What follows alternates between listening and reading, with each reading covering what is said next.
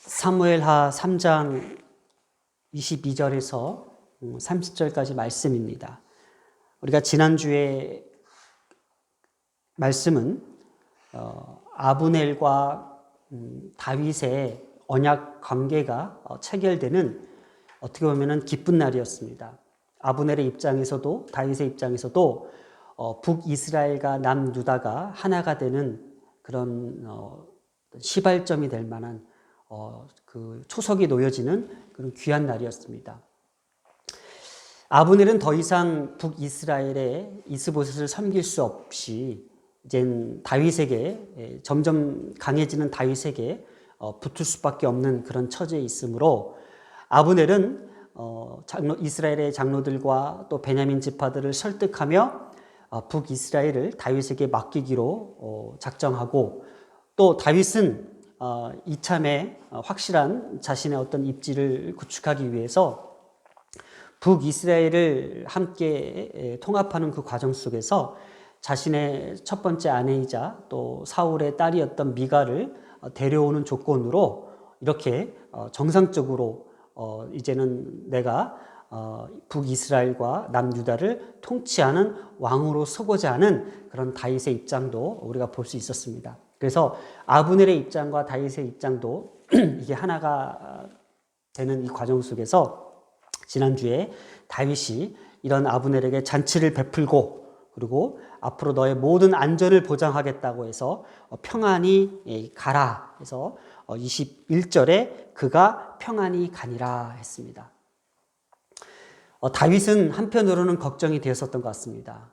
아브넬은 어떻게 보면은 북이스라엘을 건립하고 다 쇠퇴해져가는 무너져가는 그 이스라엘 또 사울 왕가가 무너져가고 사울 왕가가 완전히 존폐 위기에 있는 이런 가운데서 남은 그 네 번째 아들 이스보셋을 왕으로 추대함으로써 마하나임으로 옮겨 북이스라엘을 다시 한번 건국하기를 원했으나 아브넬과 이스보셋의 어떤 충돌, 이 마찰로 인해서 그들의 관계는 끊어지고 이제 이 아브넬은 남유다에 있는 남쪽 왕인 다윗에게 붙기로 했습니다. 자, 어떻게 해서라도 이 아브넬은 자신의 어떤 정치적 입지를 구축하기 위해서 이쪽에 갔다 저쪽에 갔다 하는 가운데서 잘못하면은 이게 반역자가 되고 배신자가 되는 그 입장에 서 있다라는 거예요. 북이스라엘의 입장에서는 기껏 자기가 이스라엘 사람들을 동료해서 사울의 그 왕가를 계속 이어가기 위해서 이렇게 이스보셋을 왕으로 세웠고 또 이렇게 또 남유다와 전쟁도 펼칠 만큼 자기 어떤 군사적 어떤 권력을 좀 행사했는데 지금 와서는 이 나라를 통째로 남유다 다윗에게 갖다 바치겠다 하니까 그의 어떤 그를 북이스라엘의 어떤 그 정치적 세력 속에서는 어떻게 보면 배신자가 되는 입장이 되고 또 남유다의 입장에서는 분명히 며칠 전만 해도 우리에게 그 기브온에서 싸움을 걸어왔던 사람이 이 아브넬이었잖아요. 아브넬이 군대를 이끌고 그 남유다의 근방에 있는 기브온까지 가서 요압에게 결투 신청을 했잖아요. 너희 쪽 12명과 우리 쪽 청년 12명을 서로 싸우게 하자 해서 결투도 벌였었잖아요. 그만큼 자신들을 자극하고 자신들을 넘보고 있는 적대적 관계에 있는 입장이 아브넬이었던 거예요. 그러니 아브넬의 입장에서는 충분히 테러를 당할 수 있는 그런 위치에 있는 것이 분명합니다. 그것을 알았는지 다윗은 이러한 아브넬을 지켜내려고 했었던 것 같습니다. 그래서 오늘 시작도 평안히 가고 평안히 갔고 평안히 갔나이다라는 문구로 시작됩니다. 한번 보겠습니다. 22절에 신복들과 요압이 적군을 크게 노력한 물건을 가지고 돌아오니 자 지금 아브넬과 다윗이 가졌던 언약 관계 어떤 그 군사적 동맹과 나라를 합치겠다 하고 있는 이 시점에서 빠졌던 인물이 있었어요. 그것이 누구였냐면 요압은 빠져 있었어요. 아마 다윗이 이것이 껄끄러워서 그런지 요압을 다른 작은 전쟁터에 보냈던 것 같아요.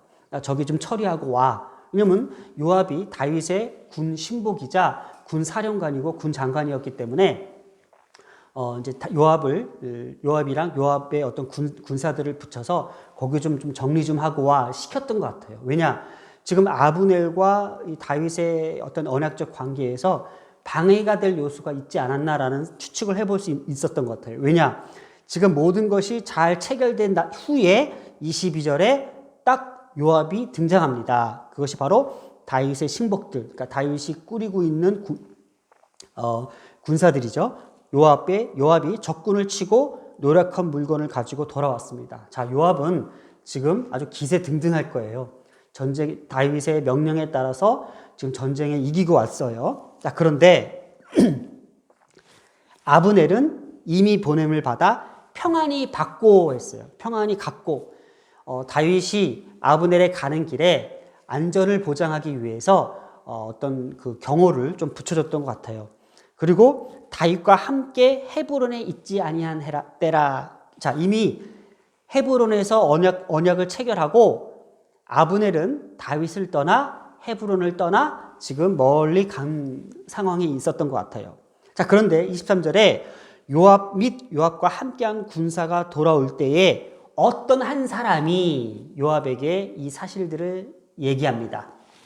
자, 요압이 함께한 군사들이 돌아온 그 가운데서 어떤 한 사람이 요압에게 가서 방금 아브넬과 다윗과 있었던 모든 일들을 낱낱이 세세하게 요압 군사령관에게 보고를 한 것 같습니다.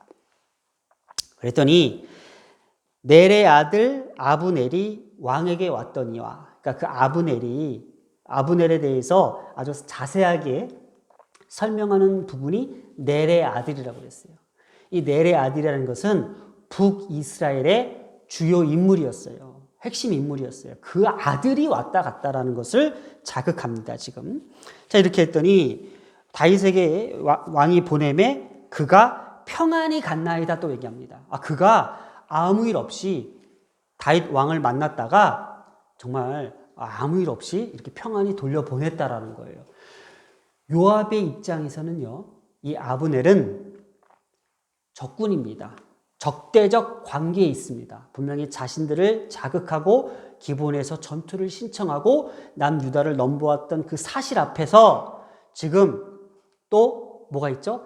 자신의 막내 동생인 아사엘을 살해한 장본인이었어요. 그렇기 때문에 지금 감히 어떻게 이 요압을 그냥 평안히 돌려보낼 수 있냐? 있을 수 없다라는 거예요. 자, 24절에 요압이 왕에게 나가 대듭니다. 다윗 왕에게 나가서 이렇게 대듭니다. 어찌하심이니까? 아브넬이 왕에게 나왔은즉 어찌하여 그를 이렇게 평안히 잘 가게 하셨나이까? 라고 대듭고 있습니다. 자, 지금부터 이제 다윗이 또 머리가 흔들리기 시작합니다. 25절에 또 요압이 다윗에게 또 이렇게 얘기합니다. 왕도 아시려니와, 왕도 알고 있지 않습니까? 그 사람이 누구인지 아십니까? 넬의 아들 아브넬이 온 것은 왕을 속이려고 온 것이다. 그가 왕이 출입하는 것을 알고 왕이 하시는 모든 것을 알려 함이니라. 그가 지금 왕을 정탐하러 왔다. 왕도 알고 있지 않냐? 그가 누구냐? 넬의 아들이다. 그리고 그가 지금 우리를 넘보려고 하고 있고 우리 남유다를 먹으려고 하고 있고 우리 남유다를 침범하려고 하고 있다. 그러니까 당신이 지금 어떤 일을 했는지 아냐라고 오히려 요압이 다윗을 다그치고 있는 거예요. 여기에 오늘 약간 다윗의 리더십에 대해서 조금 나오고 있고요. 그리고 아직까지 이 요압이 이 남유다의 실세임을 좀 드러내고 있는 것 같아요. 왜 그러냐면은 26절에 요압이 이제 다윗에게 화가 나서 나와버립니다. 그리고 전령들을 보냅니다. 그러니까 지금 아직 다윗의 군 사령관이었던 요압을 따르는 세력들이 아직도 있었던 것 같아요. 그러니까 요압의 명령에 따라서 당장 지금 아브넬을 데리고 와 이렇게 명령을 합니다. 누가요? 요압이요. 자, 봅니다. 요압이 이제 다윗에게 나와서 전령들을 보내서 아브넬을 후다닥 쫓기 시작합니다. 자, 쫓아가더니 시라 우물가에서 그를 데려옵니다. 그리고 이 사실은 다윗은 알지 못하였더라. 다윗은 알지 못하였더라. 다윗을 알지 못하게 하는 이 비밀스러운 이 첩보 작전은 지금 다윗의 리더십이 이것밖에 되지 않구나를 보여주고 있어요. 자, 이렇게 해서 아브넬을 쫓아서 헤브론으로 다시 돌아오게끔 합니다. 요압에게 지금 돌아오게끔 합니다.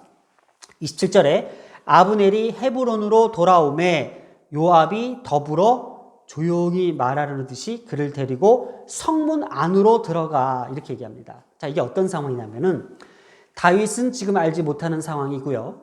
지금 이미 요압은 사람들을 시켜서 시라 우물가에 머물고 있었던 아브넬을 잡아옵니다. 어디로요? 헤브론으로. 헤브론 어디요? 성문 안쪽으로, 성문 중앙으로 지금 데리고 왔다고 합니다. 이게 전치사 이 토크라는 단어를 써서 성문 중앙이라는 뜻을 갖고 있어요. 그러니까 방향 전치사 토크라는 이 단어가 중앙이라는 뜻을 갖고 있는 명사입니다. 이 부분으로 번역하면은 그 성문 중앙 한가운데로라는 표현을 썼어요.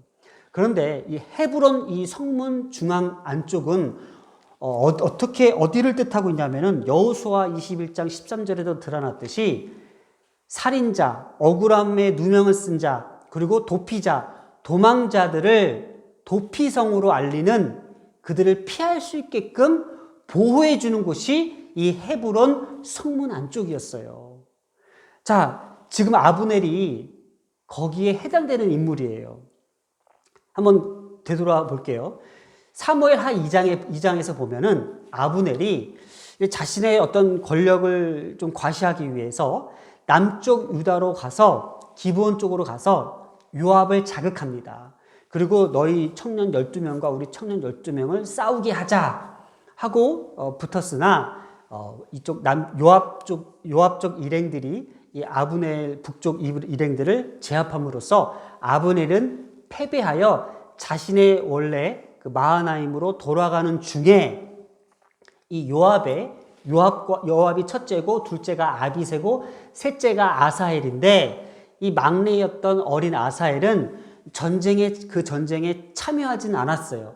근데 형들이 싸우는 걸 보니까는 이겼거든요. 그러니까 자신도 어떤 공명심과 의협심을 가지고 이 아브넬을 쫓아간 거예요. 야, 너 거기 서봐, 이러는 거예요. 그랬더니 아브넬이 따라오지 마라. 이미 이제 다 끝났고 자극하지 마. 갔습니다. 그랬더니 또 따라옵니다. 야, 너 거기 서봐. 내가 널 가만두지 않겠어. 너 왜 그냥 가려고 그래? 내가 널 잡아 넣겠어. 그랬더니 아브넬이 이렇게 얘기합니다. 이미 다 끝난 얘기고 지금 너가 나한테 지금 까불면은 내가 너를 죽일 수 있는데, 내가 만약에 너를 죽일 경우에 내가 네 형 요압을 어떻게 보냐. 우리는 한 민족이고 한 형제인데 하면서 이 혈연 관계를 얘기를 해요. 같은 형제이고 같은 혈연 관계인데 왜 그러냐면은 이 다윗의 누이 수르야의 첫째 아들이 요압이고 아비새고 아사엘이었어요. 그리고 그 북이스라엘은 어떻든 간에 사울의 사위였던 것이 다윗이었잖아요. 그러니까 한 가족이고 혈연 관계에 있기 때문에 우리가 서로 칼을 대지 말자라고 하는 제안이었는데, 이 아사엘이 겁도 없이 아브넬에게 막 달려들어가다가 아브넬은 이 창을 뽑는 척만 했는데 이 창 뒤끝에 배에 찔려서 거기서 죽습니다. 그러니까 아브넬의 입장에서는 정당방위였고, 아사엘이 저렇게 까불면서 무모하고 무식하고 정말 아주 무의미한 이런 시비를 벌인 거예요. 그 가운데서 아사엘이 죽습니다. 그러니 이 사실을 알고 있는 요압 형 입장에서는 이것을 어떻게 해서라도 복수를 하려고 벼르고 있었던 거예요.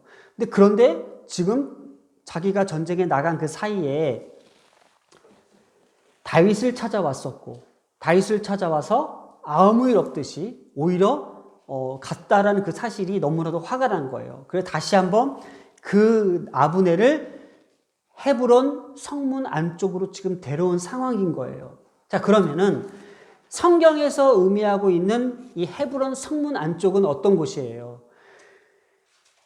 피치 못할 상황에서 살인을 저질렀거나, 그리고 어떤 누명을 썼거나, 이런 사람들을 보호해줘야 될, 그들의 피난처가 되고 도피성이 되어야 될 곳이 헤브론 성문인데, 이곳을 하나님께서 정하신 곳인데, 이곳에서 지금 요압이 그 아브넬을 칼로 배를 찔러 죽였다고 합니다. 보겠습니다. 27절에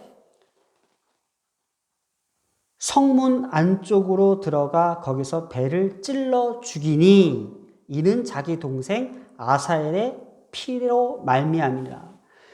마치 지금 하나님께서 정하신 이 도피성 안에서 이 거룩하고 신성한 이 성문 안쪽에서, 이 성문 안쪽이 뜻하는 건 뭐예요? 이스라엘 백성들이 회중이 모여서 이곳에 하나님을 경배하는 곳이잖아요. 이곳에서 자신의 동생 아사엘을 죽인 그 대가라고, 그 복수의 피라고 얘기할 정도로 당당하게 아브넬을 죽였습니다. 참, 이 사실이 얼마나 큰 일이 벌어지는지, 앞으로 요압의 인생에 있어서 얼마나 이것이 불경건하고 불의하며 이것이 저주받을 일인지를 지금 성경이 다윗을 통해서 얘기하고 있습니다. 28절에 그 후에 다윗이 이 사실을 듣습니다. 넬의 아들 아브넬의 피에 대하여 나와 내 나라는 여호와 앞에서 영원히 무죄하다라고 다윗이 먼저 선언합니다. 자, 다윗이 이 사실을 듣고 너무나도 놀랐습니다. 그리고 이것을 어떻게 수습해야 되고 어떻게 이 일들을 처리해야 되는지 다윗의 입장에서는 되게 난감한 상황이에요. 왜냐? 한번 보겠습니다. 다윗은 지금 아브넬과 언약적 관계였어요. 그리고 북이스라엘을 남유다와 함께 통일할 수 있는 아주 절호의 좋은 기회였고, 이것이 하나님께서 원하시는 궁극적 목적이었어요. 사울로 인해서 둘로 갈라진 민심, 둘로 갈라진 이 민족의 아픈 역사 속에서 하나님은 다윗이라는 왕을 통해서 하나님의 통치와 하나님의 신적 왕궁의 명분 아래 북이스라엘과 남유다를 하나로 뭉치고자 하고자 하는 하나님의 놀라운 계획이 있었음에도 불구하고 이것이 어떻게 돼요? 요압이라는 인물 하나로 인해서 지금 완전히 이것이 깨지기 일부 직전이었어요. 아니, 깨질 수밖에 없어요. 왜냐? 아브넬은 그래도 북이스라엘에 영향력 있는 사람이었고 권력자였어요. 그러니 이 북이스라엘의 입장에서는 이 권력자였던 아브넬을 다윗 쪽에서 남유다에서 죽인 거잖아요. 그러니 이 북이스라엘은 남유다에 있는 남유다에 있는 다윗에 대해서 좋은 감정이 생길 수가 없는 거예요. 이건 전쟁이에요, 전쟁. 자신들의 어떤 권력자를 지금 목을 친 거잖아요. 배를 찔러 죽인 거잖아요. 그러니 다윗은 얼른 이것을 어떻게 수습해야 되잖아요. 그러니까 제 생각은 이랬어요. 이것을 정치적 입장에서 북이스라엘을 보게끔 다윗이 직접 리더십을 발휘해서 요압을 처형하는 모습을 보여줘요. 사법적 처리를 해야 되는 거예요. 그러면 자신이 오해를 덜 받을 거잖아요. 그런데 그냥 이렇게 얘기합니다. 나와 내 나라는 여호와 앞에 영원히 무죄하다라고만 얘기해요. 그러니까 지금 이 살인 사건에 대해서는 나는 아무런 관계가 없다. 이거는 왕인 나와 내 나라, 이것이 남유다의 어떤 의도가 아닌 왕과 남유다의 입장이 아니다. 이건 무관하다. 이거를 지금 얘기를 하고 있는 거예요. 선언하고 있는 거예요. 이때 좀 이런 생각이 들었어요. 다윗이 그래도 남유다의 기름 부은 왕이었고 다윗이 왕으로 서 있는데 왕의 리더십이 이것밖에 되지 않았을까라는 생각을 해봐요. 왜 다윗은 딱 요압을 불러다가 사법적 처리를 딱 하고 북이스라엘에게 통보하면 되잖아요. 지금 요압이라는 인물이 무모하고 무리하게 지금 이렇게 무식하게 이렇게 이런 일을 벌였다 하면서 얘기를 할 수 있는 왜 입장이 되지 못하고 29절에 아주 입에 듣기 힘들 만큼 아주 악한 저주를 품었냐라는 거예요. 저도 그래서 이 부분이 너무나도 의아해서 왜 성경에서 갑자기 다윗의 리더십보다도 다윗이 요압을 향해서 퍼붓는 이 저주가 얼마나 무시무시한지를 성경에는 왜 기록했을까? 29절을 한번 보겠습니다. 자, 분명히 지금 다윗이 이랬습니다. 나와 내 나라는 여호와 앞에 영원히 무죄하다고 하면서 요압을 향해서 이런 저주를 품습니다.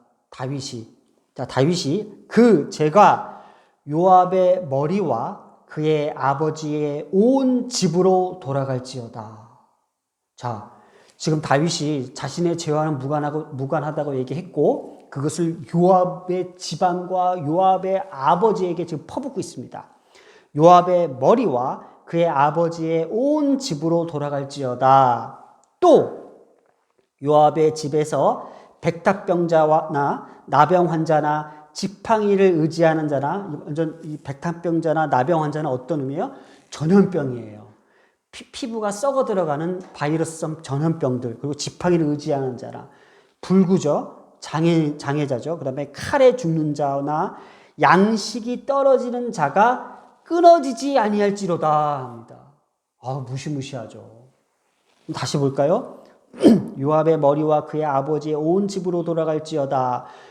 요압의 집에는 백탑병자나 나병 환자나 지팡이를 의지하는 자나 칼에 죽는 자나 양식이 떨어진 자가 끊이지 아니할 것이다. 그러니까 니네 집안은 평생 굶어 죽을 거고 어떻게 보면은 불구자로 전염병자로 칼 맞아 죽을 자 이런 식으로 다윗이 요압을 저주했다라는 거예요.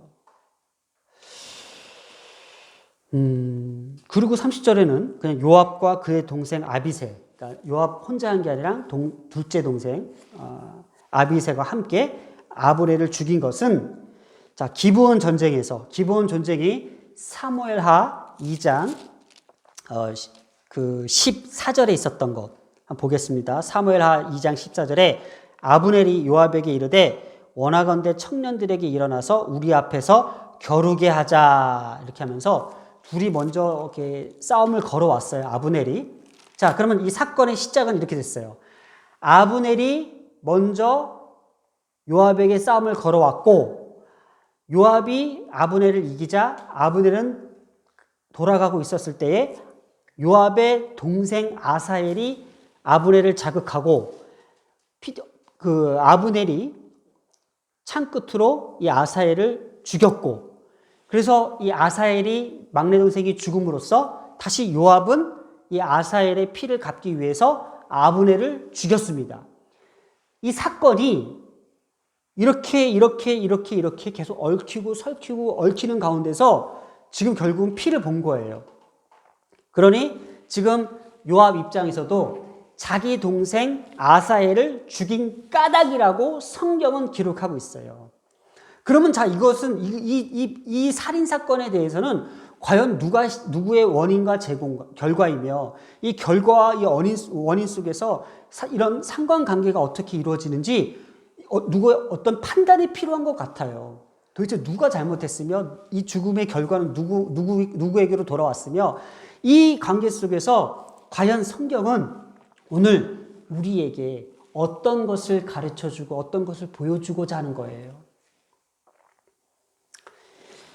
이것이 다윗이 왕으로서 사법적 처리를 해야 될 문제인가? 그리고 이것이 어떻게 심판을 해야 될 문제인가는 이게 도대체 인간적으로는 이게 해결될 수 없다라는 것을 다윗은 알고 있어요. 이걸 누구의 편에 들어설 수 있을까요? 분명히 아브넬은 아브넬의 입장이 있고요. 이 요압은 요압의 입장이 있어요. 아브넬도 억울하고요. 요압도 억울해요. 왜냐하면 아브넬은 내가 죽인 게 아니고 걔가 달려왔고 요압은 너가 먼저 내 동생을 죽인 거고 이 사이 속에 이 관계 속에서 이게 인간적 심판이 어떻게 펼쳐져야 될지 모르는 거예요. 그러니까 다윗 입장에서도 무작정 요압의 편에서만 들 수 없는 거고 무작정 아브넬 편에서 들 수 없는 거예요. 그러나 분명한 것은 성경이 오늘 가르치고자 하는 것은 헤브론 성문 안쪽에서 살인을 범했던 요압에 대해서 문제를 삼고 있는 거예요. 이것은 정치적 목적이 하나님의 신앙적, 하나님의 영적 권위, 어떤 영적 권위까지 건드린 거잖아요. 너희들의 정치적 싸움이, 너희들의 어떤 복수기, 성문 안쪽에서 그 벌어진 사실에 대해서는 하나님께서 심판하시겠다라는 거예요.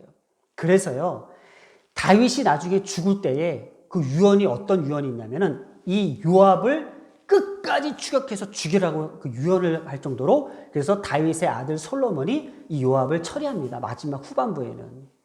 자, 그런데 오늘 이 본문을 보면서 다윗이 정말 리더십이 부족하고 리더십이 모자랐기 때문에 정말 사법적 처단을 하지 않았는 것인가? 아니면 다윗은 이 사건에 대해서 어떻게 해석하고 있냐라는 거예요. 결론입니다.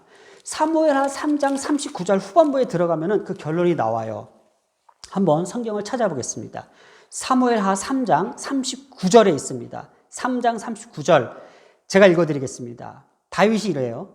이 요압의 살인사건에 대해서 내가 기름 부음 받은 왕이 되었으나 오늘 약하여서, 이거예요. 다윗이 유다의 왕으로서 자신의 리더십이 약하다는 것을 스스로 인정하면서 이렇게 얘기합니다. 내가 기름 부음을 받은 왕이 되었으나 오늘 약하여서 수르야의 아들인 이 사람을 제어하기가 너무 어려우니, 그러니까 이 사람을 내가 어떻게 제어할 수 없다. 내가 이 요압이 이렇게 날뛰는데 내가 이게 제어할 수가 없다. 자, 너무 어렵다 이거예요. 여호와는 악행하는 자에게 그 악한 대로 갚으실지로다. 이게 오늘 본문의 핵심이에요. 뭐냐? 그래요. 다윗이 인정해요. 내가 리더십도 약해. 내 목회도 약해. 내가 가장으로서도 약해. 내가 지금 너무 부족해. 아빠로서도 너무 부족해. 그것을 인정함으로써 이 상황들을 내가 제어할 수 없으니 이거를 하나님의 심판에 맡기겠다라는 거예요. 되게 무서운 말이에요. 이게 뭐냐면요. 이 말씀에 대해서 우리가 좀 우리 것으로 가져왔을 때에 한마음교회도 약하고 이주호 목사도 약한 건 사실입니다. 하지만 이 사실은 뭐냐? 여기 이 배후에는 어떤 뜻이 담겨 있냐면은 다윗은 아브넬과 다윗이 언약적 북이스라엘과 남유다를 하나로 통합하자는 것은 더 큰 의미에서는 하나님의 원대한 비전이 있었던 거예요. 하나님의 뜻과 계획이 있었던 거예요.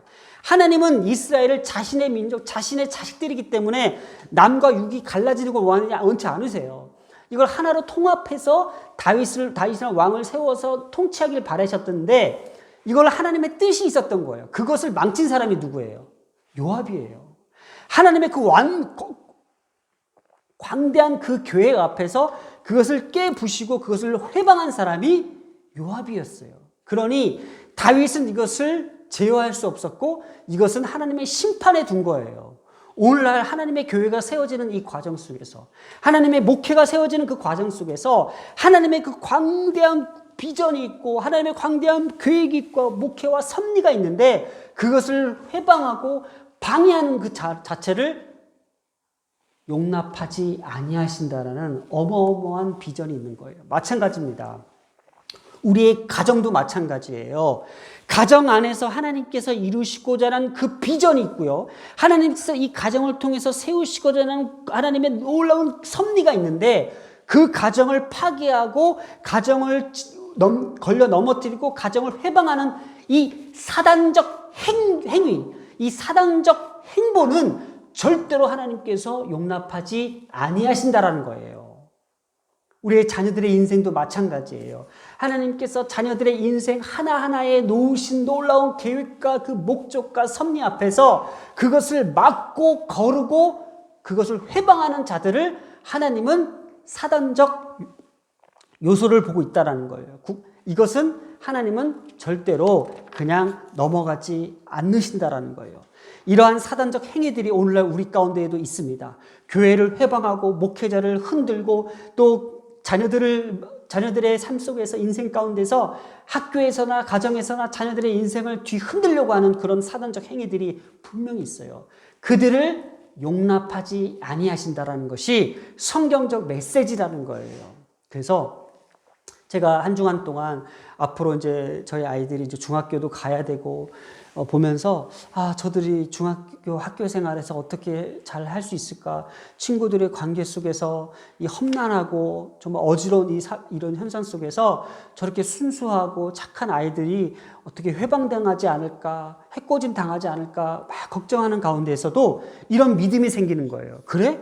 하나님께서 우리의 아들, 딸들을 어떻게 세워놓으셨고 이 땅 가운데 어떤 자녀로 세워나가시는데 저들의 인생 가운데 저들의 앞길을 막고 회방하고 저주하고 끊으려고 하는 이 사단적 행위들은 하나님이 반드시 심판하신다. 하나님이 반드시 꺾어 놓으신다. 하나님께서 반드시 저주하신다. 이것이 오늘 우리에게 주고자 하는 아주 소망된 메시지예요. 맞습니다. 이 교회도 우리의 가정도 우리의 자녀도 하나님의 원대한 비전과 꿈이 있는 교회입니다. 꿈이 있는 가정입니다. 하나님의 계획과 목적이 있는 자녀들입니다. 그러기에 그 어떠한 회방도 그 어떠한 걸림돌도 그 어떠한 사실도 우리를 저주할 수 없음을 이 시간 선포하며 이 시간 하나님께서 우리에게 주시는 말씀입니다. 기도하겠습니다. 사랑과 은혜가 많으신 하나님 아버지, 하나님의 비전으로 세워진 교회, 하나님의 분명한 목적으로 세워진 목회자, 하나님께서 뜻하시기에 하나가 되게 한 가정, 그리고 이 세상 가운데 보내진 귀한 아들, 딸들, 우리 한마음교회 온 가족과 자녀들과 우리 식구들 모두에게 주님께서 주시고자 하는 그 광대한 비전과 꿈과 섭리들이 그 어떤 것에 의해서도 회방되고 꺾어지고 저주받지 않을 것을 이 시간 주님께서 선포하십니다. 북이스라엘과 남유다를 향한 하나님의 뜻이 있으시기에 다윗을 통하여 하나님이 심판하시기를 원하십니다. 하나님, 오늘도 우리의 가정과 우리의 자녀들, 우리의 교회 위에 하나님의 놀랍고도 두려운 심판이 있음을 알게 하여 주시고 모든 악한 저주된 사단적 행위들이 나사렛 예수 그리스도의 이름으로 끊어지게 하여 주실 줄 믿사오며 오늘도 우리 주님 앞에 드려진 이 예배가 하나님의 승리 가운데에 이끌어지기를 사모하며 이 모든 말씀 예수님의 이름으로 기도드렸습니다. 아멘.